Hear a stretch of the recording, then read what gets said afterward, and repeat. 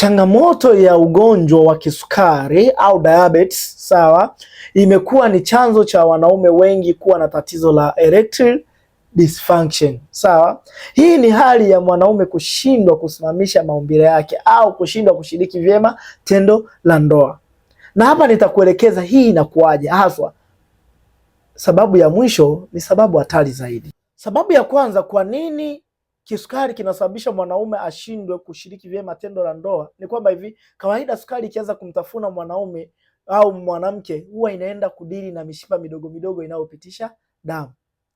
Na uume kama uume, mazingira yake unahitaji damu iingie na kutoka kwa wakati, sawa, ili uweze kusimama vizuri na kwenda kwenye ukuaji unaostahili. Ndio maana wanaume wengi wenye changamoto ya sukari uhisi hata maumbile yao yanaanza kudumaa, yani yanasinyaa, jambo ambalo sio zuri kwa wewe mwanaume. Sababu ya pili, sukari inaposhambulia huenda kuzikwaza mishipa ya fahamu, mishipa ya nerves. Nerves hizi zinadili na taarifa mbalimbali kwenye mwili wako. Mwanaume yeyote asiyekuwa na nerves, huyu mwanaume ana changamoto kubwa. Kumbuka, hizi nerves zinabeba taarifa ambazo zinafanya wewe mwanaume uwe na hisia, na hisia zikiwepo ndio zinapelekea swala la uume wako kusimama.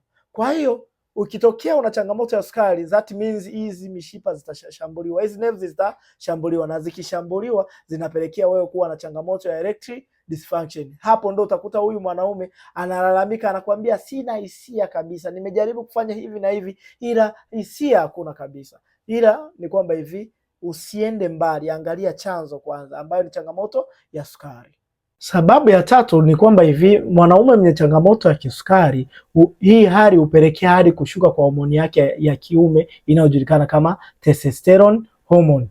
Na hii testosterone hormone ikiwa chini, tunasema huyu mwanaume hukosa hamu kabisa ya tendo la ndoa. Ndio maana huyu mwanaume atakuwa anawaza ashiriki vyema tendo, ila hana hamu, sawa, na maumbile yake yatashindwa kusimama kwa sababu homoni hii iko chini. Na kumbuka, hii homoni ikiwa chini, hata libido ya mwanaume inakuwa iko chini vile vile. Kwa hiyo mwanaume inabidi uwe makini sana. Sababu ya nne ambayo tunasema mwanaume mwenye changamoto ya kisukari inabidi awe nayo makini, tunasema ni ile hali ambayo, ili tatizo la changamoto ya kisukari inaweza kuwa ni chanzo cha magonjwa mengine kama vile changamoto ya magonjwa ya pressure, unene kupitiliza, figo, moyo na koreso. Hivyo basi, wewe mwanaume inabidi uchukue tahadhari mapema, maanake bila kufanya hivyo ni chanzo cha magonjwa makubwa sana. Na nimekuwa nikiwasaidia wanaume wengi wanaopitia changamoto hii ya kisukari kwenda kuondoa changamoto zao na kuwarudisha kwenye hali inayotakiwa.